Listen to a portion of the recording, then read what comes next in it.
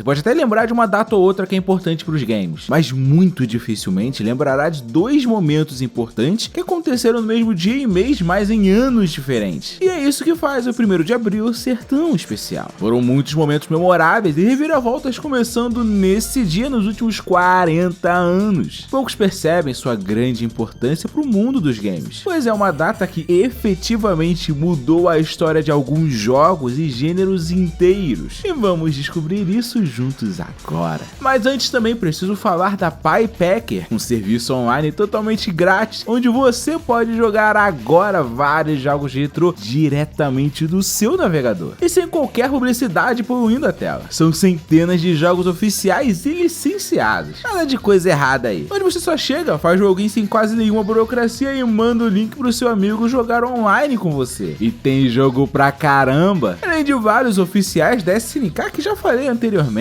tem Worms, Earthworm Jim, Shock Troopers, Windjammers e um monte de jogo retrô sensacional pra se divertir com os amigos. E você pode ir terminando eles com calma, pois tem pausa online, tem como salvar o progresso e mais um monte de outros recursos no serviço. Aliás, eu já falei que não precisa instalar nada, é de graça e não tem publicidade mesmo. Eu já usava o PyPacker antes mesmo de entrar em contato com o canal. Eu já fiz até live jogando nele, então só vai, experimenta, eu recomendo de verdade.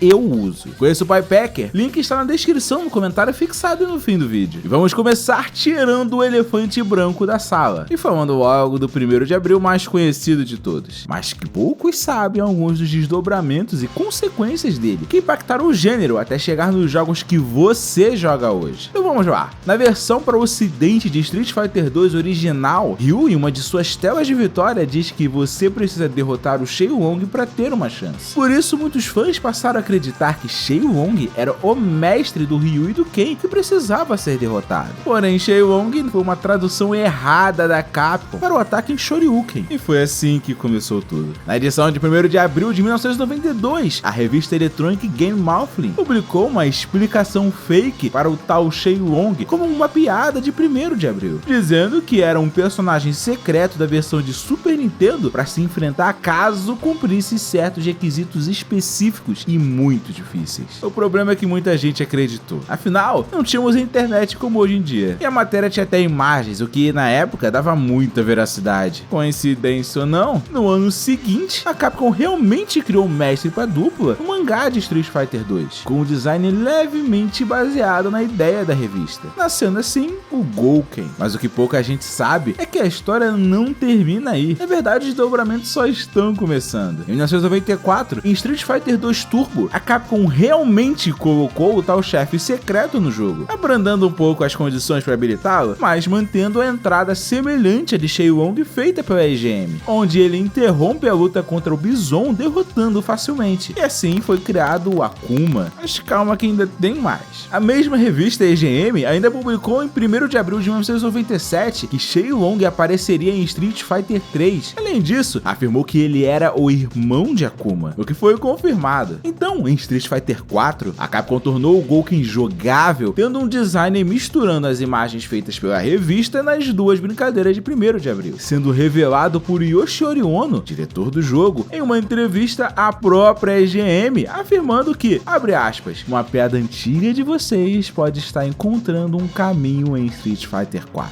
E é inscrito aqui no canal, inclusive já viu mais dessa revista lendária no especial com os bastidores do desenvolvimento do 4º jogo dessa franquia. Eu vou pôr o link no final desse vídeo, mas calma que ainda não acabou a influência do Shenlong não. Em 2012, Ed Boon, co-criador de Mortal Kombat, falou em entrevista à Gameological que durante a produção do primeiro MK, as lendas sobre o Shenlong o fizeram ter uma ideia, abre aspas. Quão legal seria se tivéssemos um personagem secreto no jogo com aparições raras devido a condições secretas, e ele se tornasse uma lenda, pois poucos o veriam, e quem o visse não saberia como replicar o feito e provar a sua existência. Fecha aspas. Boon gostou tanto da ideia do Shenlong que simplesmente copiou e colocou em seu jogo, criando assim, oficialmente, o primeiro personagem secreto da história dos jogos de luta, Reptile, e foi um sucesso. E a partir disso, vários e vários outros personagens secretos e desbloqueáveis foram criados no gênero. Eu acho que já podemos considerar essa piada de 1º de abril a mais importante da história dos games. games. Mas tem casos que uma brincadeira de 1º de abril criou mais do que apenas personagens, mas sim um jogo completo de verdade. Eu já contei essa história completa para os inscritos do canal em um grande e polêmico especial, mas vai um resumo aqui novamente. Em 2017, no dia 1º de abril, a SNK brincou anunciando um game RPG retrô protagonizado pelas heroínas da empresa presentes em KOF 14, onde elas precisariam fugir de um vilão que quer aprisioná-las. O jogo se chamaria Nariyuki Quest e era declaradamente uma brincadeira de 1º de abril, mas com sucesso, o departamento de marketing acabou transformando a piada em uma tirinha de humor semanal, contando as aventuras das garotas. Esse sucesso repentino chamou a atenção do time da SNK, que estava por trás de um novo projeto para ser desenvolvido em parceria com a Nintendo. A princípio ia ser o KOF 15, porém, eles achavam que o hardware mais limitado em comparação ao PS4 obrigaria o jogo a ser mais fraco tecnicamente do que o KOF 14. Então acharam que seria uma boa ideia pegar a piada de 1º de abril e usá-la como base para a criação do jogo seguinte da companhia, nascendo assim o famigerado SNK Heroines Tag Team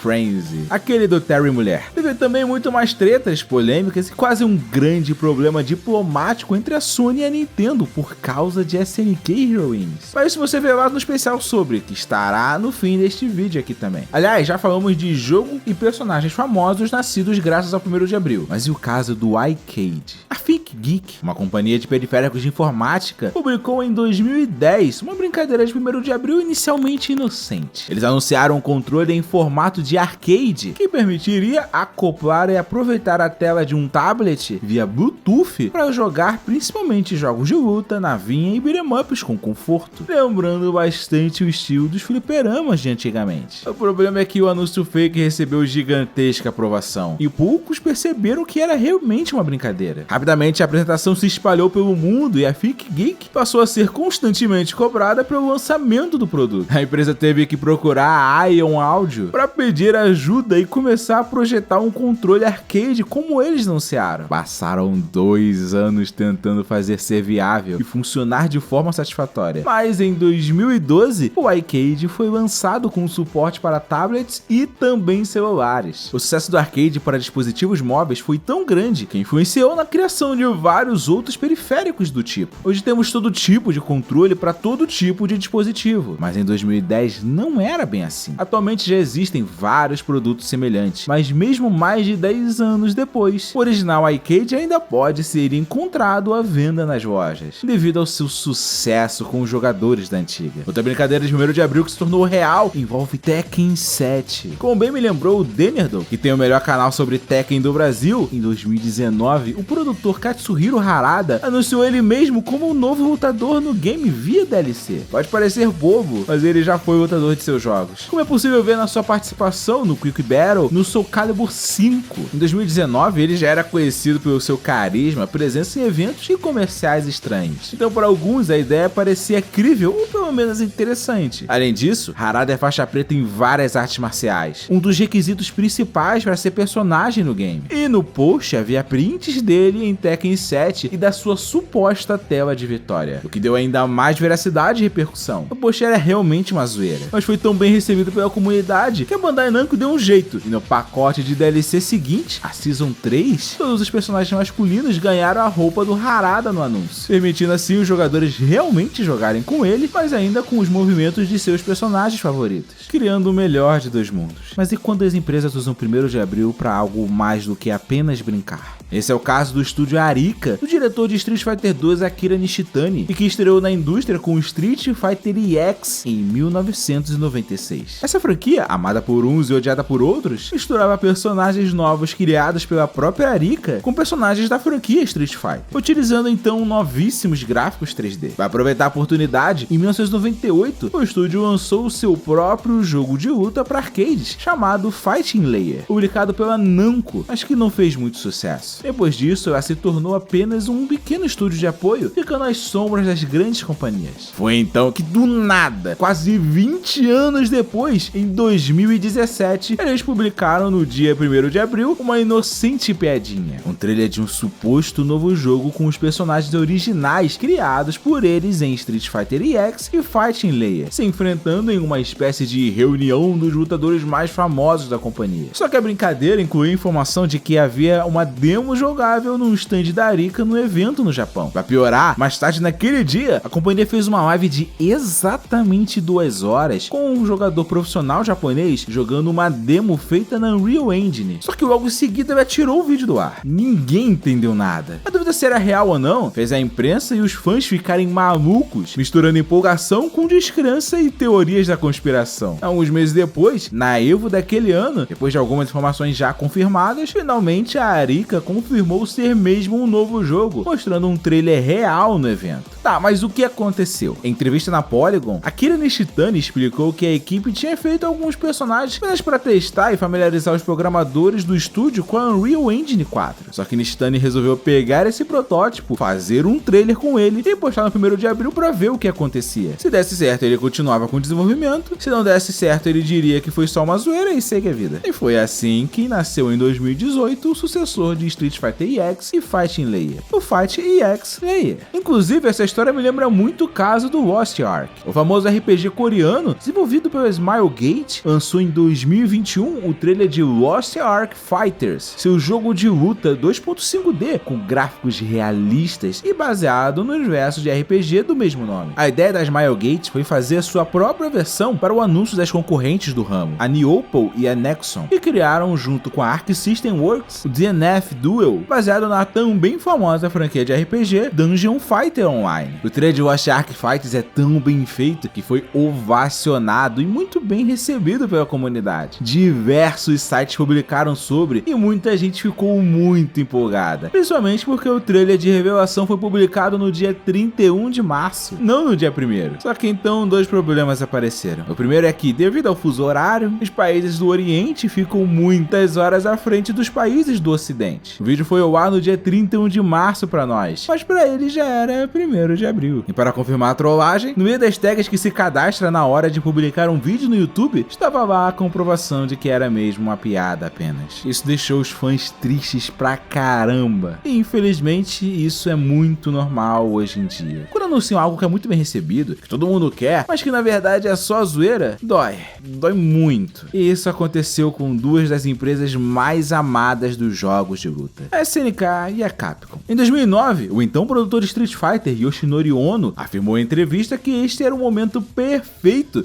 para o lançamento de um novo Capcom vs SNK. A notícia animou os fãs, que começaram a nutrir esperanças, mas foi apenas em 2010 que a coisa esquentou de verdade. No fim de março daquele ano, alguns fãs de jogos de luta começaram a publicar imagens de parte da famosa revista japonesa Famitsu, mostrando a logo do tão esperado Capcom vs SNK 3. Com uma imagem do game mostrando Ryu e Ken lutando e o Jogan indicando o lançamento para 2012. A internet foi a loucura. Muito rapidamente, fóruns de jogadores de jogos de luta, como o Shoryuken e o Combo Addictors, se encheram de comentários e repercussões. Sites como o Event Hubs e o Giant Bomb também tiveram publicações sobre. Mas tudo começou a desabar quando as primeiras traduções do print começaram a aparecer. O texto falava sobre o game Chrome Hounds, um simulador de robôs gigantes feito para Xbox 360 e que não tinha nada a ver com Capcom vs SNK 3. Logo foi descoberto que a imagem era falsa, apenas uma montagem feita pelo fórum Shoryuken e publicada ainda no dia 31 de março, como um 1º de abril antecipado. Com isso, nas notícias é possível ver os comentários revoltados e raivosos dos fãs por terem brincado com os sentimentos deles. A logo de Capcom vs SNK 3 passou a ser usada regularmente como brincadeira de 1º de abril durante vários anos, e até virou tela inicial de um Mugen. Mas sabe o que é o pior? É que na verdade o jogo realmente chegou a ser produzido pela Capcom em parceria com a equipe da SNK que cuidava da franquia The King of Fighters. Eu contei essa história para os inscritos do canal no surpreendente vídeo sobre o que havia por trás da rivalidade entre Capcom e a SNK, e eu vou deixar no fim desse vídeo aqui também. Mas houve um crossover que muitos acreditam ser ainda maior, o maior de todos, ou quase. No Nintendo 3DS, a Bandai Namco de Tekken, a Sega de Virtua Fighter e a Capcom de Street Fighter se juntaram para criar um crossover chamado Project X Zone, lançado em 2012. Só que as criadoras desses, que são alguns dos maiores jogos de luta da história, ao invés de fazer o tão sonhado crossover máximo dos fighting games, decidiram usar os personagens desses games para criar um jogo de estratégia por turnos, colocando Jin, Akira, Chun-Li e outros outros personagens nele, sem ter qualquer tipo de luta como conhecemos. Apesar da reclamação, o game foi até bem e ganhou uma continuação em 2016, com ainda mais personagens de outros jogos de luta, como Soul Calibur e Darkstalkers, mas ainda continuava sendo um game de estratégia por turnos, com gigantescos personagens de fighting games que não lutavam como nos fighting games. Foi então que surgiu Phenom, principal gerente da CO Game. Esse é um dos maiores campeonatos de jogos de luta do mundo, por isso é razoável presumir que ele tem contatos e boa relação com as empresas que fazem os jogos de luta. E em 2012 ele publicou em seu Twitter uma suposta imagem vazada de Project X Zone Fighters, o que indicaria ser finalmente um jogo de luta da franquia. Além disso, no banner não estava só a Capcom, a Sega e a Bandai Namco, mas também a SNK e a Arc System como parte do crossover. O sonho de todo fã de jogos de luta, mas é simplesmente por ser tão perfeito assim que quase ninguém caiu nesse bait. Na verdade, o efeito foi ao contrário. Exatamente por ser muito na cara que era 1º de abril que tanta gente reclamou e se sentiu mal, pois queriam o game de verdade. Tanto na postagem quanto nos sites que publicaram ela, são muitos comentários reclamando que não se deve brincar assim com os fãs de jogos de luta. E no fim, o crossover dos sonhos realmente nunca saiu. Mas não vamos encerrar isso aqui pra baixo não. Eu preciso listar aqui a zoeira que pra mim foi a melhor de todas, e ela foi em cima dos jogadores de Super Smash Bros. O jogador profissional Larry Lur, ou Larry Lur, não sei falar, um dos mais respeitados e conceituados da cena, abriu uma live normal, como sempre faz. Dessa vez, o tema era uma tier list da última atualização de Smash Bros Ultimate. Pelos próximos 44 minutos, ele criou argumentos sérios e convincentes para destruir e chamar de superestimados alguns dos personagens favoritos da comunidade e colocar muito bem na tier list alguns personagens que todos sabiam que eram horríveis, basicamente argumentando que os jogadores que não sabiam explorar corretamente o potencial deles. Em poucos minutos, os fãs de Smash Bros já estavam se estapeando nos comentários e a crise estava instaurada. Depois de quase uma hora plantando o caos sem parar, ele simplesmente terminou de fazer a tier list, anunciou que era 1º de abril e fechou a live. Genial! Mas sabe quem não cai em 1º de abril? Quem é inscrito aqui no canal e conhece todos os segredos dos games. Dê uma chance, vem aí um especial sobre um jogo muito conhecido que todo mundo gosta. Então não demole, clica no sininho e marca o todas para não perder nenhuma notificação. Qual o 1º de abril faltou? E qual você mais gostou? Diga aí nos comentários, eu quero saber. E não se esqueça de experimentar o PyPacker, serviço muito bom, de qualidade e que eu uso. Link no comentário fixado, na descrição e no fim do vídeo. Mas se quiser uma outra indicação, tem esses vídeos que eu citei há pouco que são sensacionais. Eu acho que você vai gostar dessas histórias completas. Recomendo. Eu te espero aqui na próxima semana. Buenas!